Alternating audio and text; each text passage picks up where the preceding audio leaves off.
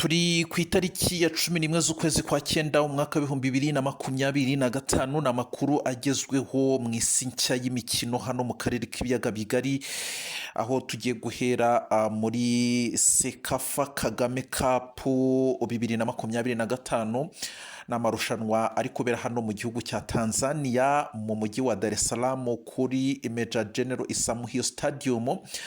Nkuko bisanzwe rero urabizi neza ko ku itariki ya 12 z'ukwezi kwa cyenda umwaka wa 2025 ikipe ya APR FC ni ikipe y'ingabo z'igihugu cy'u Rwanda yagombaga kuba ihura n'iyi kipe ya Al Hilal, ariko umukino waje kuba wimurwa ushirwa kwa gatandatu nkuko byamaze kuba bitangazwa. Ibyo tugiye kuba tubigarukaho tubirebe akantu ku kandi turebe uko byagenze. Ikindi nakubwira nuko amakipe y'u Rwanda y'abahungu n'abakobwa azahura n'aya Cote d'Ivoire muri kimwe cya kane cy'igikombe cya Afurika cya basketball kiri kubera i Kigali mu Rwanda. Mu batarengeje imyaka 16 wamaze kubyumva, nabyo tugiye kuba tubigarukaho tureba akantu ku kandi. Ese byaba bimeze bite aya makipe y'abatarengeje imyaka 16 muri basketball? U Rwanda rwaba ruhagaze rute cyangwa se ruri kuzamuka neza ku buryo rushobora kuba rwatwara iki gikombe?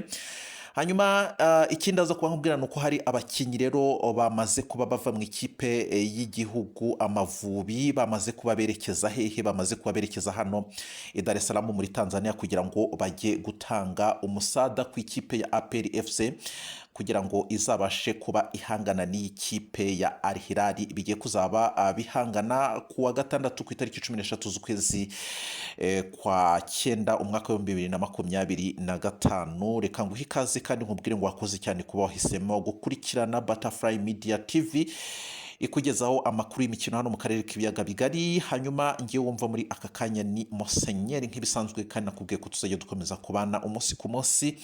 Uzajya ukurikirana amakuru y'imikino haba muri basketball, mu mukino w'amagare uteganyijwe hano mu Rwanda ejo bundi muri uku kwezi kwa cyenda guhera ku itariki ya 21 kugeza ku itariki 28 z'ukwa cyenda 2025 ni irushanwa ry'amagare ku isi. U Rwanda rwakira irushanwa ry'amagare ku isi. Tuzaba turi kumwe 5 tureba uko iri rushanwa riri gukomeza rigenda. Hanyuma rero kandi nkubwire ngo ukomeze kubananya kuva iki kiganiro gitangiye kugera gisoje. Ntatinze ingimbi n'abangavu b'u Rwanda bazahura n'aba-Cote d'Ivoire muri kimwe cya kane cya Africa Basketball mu batarengeje imyaka 16. Imikino y'amatsinda y'iri rushanwa rizatanga amakipe azakina igikombe cy'isi muri 2026 yasojwe ku itariki 10 z'ukwezi kwa cyenda umwaka wa 2025, mu gihe ya kimwe cya kane itangira kuri uyu wa 11 z'ukwezi kwa cyenda umwaka wa 2025 mu bakobwa. Abangavu b'u Rwanda bazamutse ari abambere mu itsinda A baraza kuba abisobanura n'aba Cote d'Ivoire babaye aba kabiri mu itsinda B. Ni mu mukino uza kuba utangira ku isaha y'isa 12:30 z'umugoroba kuri Petit Stade i Remera. Mbere yaho hateganyijwe indi mikino 3 aho Misiri ikina na Tanzania. Ubu ngubu tuvugana birimo birahangana kuko aya masaha ni ku masaha y'isa 5 hafi n'igice gutyo. N'umukino uza gutangira ku isaha y'isa 5 zuzuye. Hanyuma mu gihe Tunisia iza guhura na Cameroon guhera isa 10.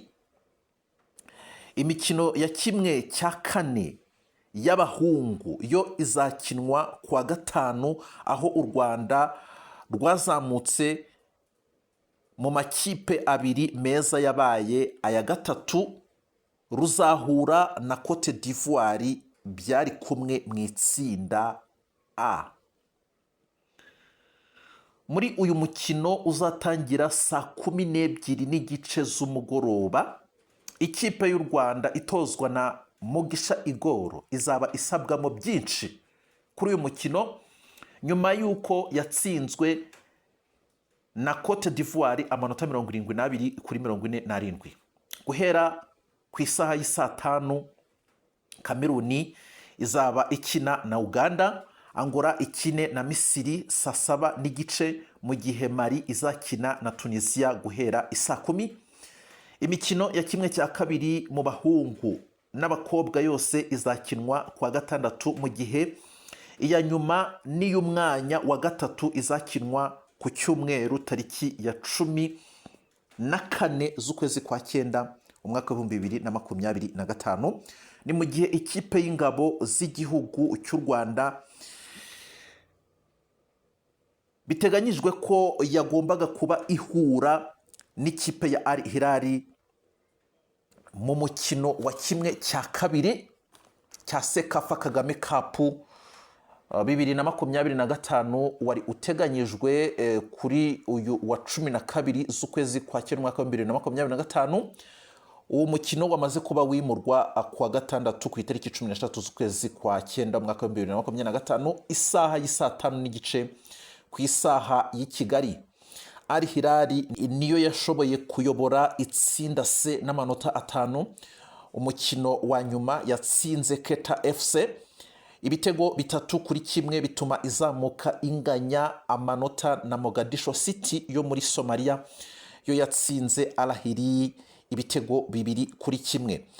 Mu mukino wa kimwe cya kabiri cya Sekafa Kagame Cup 2025 wagombaga kuba kuri uyu wa 12 z'ukwezi kwa 9 umwaka wa 2025 wimuriwe ku itariki ya 13 z'ukwezi kwa 9 umwaka wa 2025. Azaba ari kuwa gatandatu ku isaha y'isaa 6:30 za Dar es Salaam. APR FC aho izaba ihura na Al Hilal. Ibi ngibi bigiye kuba ku nshuro ya kabiri aya makipe n'ubundi ahurira muri kimwe cya kabiri, dore ko n'umwaka ushize 2024 ikipe ya APR FC yaje n'ubundi kuba ihura na Al Hilal. APR FC yaje kuba iyitsinda penalty 5-4. Nyuma yaho aya makipe yombi yari yanganyije 1-1. Kugeza ubu nkuko bikomeza kugenda bigarukwaho, Djibril Cheikh Ouattara utarakinye mu mikino 2 iheruka, urabyibuka neza uyu mugabo yaje kuba agira ikibazo, ntabwo yari yakira mu gihe Nige na Clement wari wagize ikibazo ku mukino APR FC yaje kuba ihanganamo na KMC igitsinda igitego 1-1. Yatangiye imyitozo yoroheje. APR FC ikaba yamaze kuba rero yakira abakinyi bagera kuri 4 bo mu ikipe y'igihugu Amavubi iherutse gutsinda Zimbabwe igitego 1-0 muri South Africa mu gushaka tike y'igikombe cy'isi cya 2026. Reka ngushimire kandi nkubwire ngo wakoze cyane kubudahwema gukurikirana ibi biganiro byacu bivuga amakuru y'imikino. Tuze kuba duhura mu yindi mikino, y'imikino ya basketball y'abatarengeje imyaka 16 mu bakobwa n'abahungu.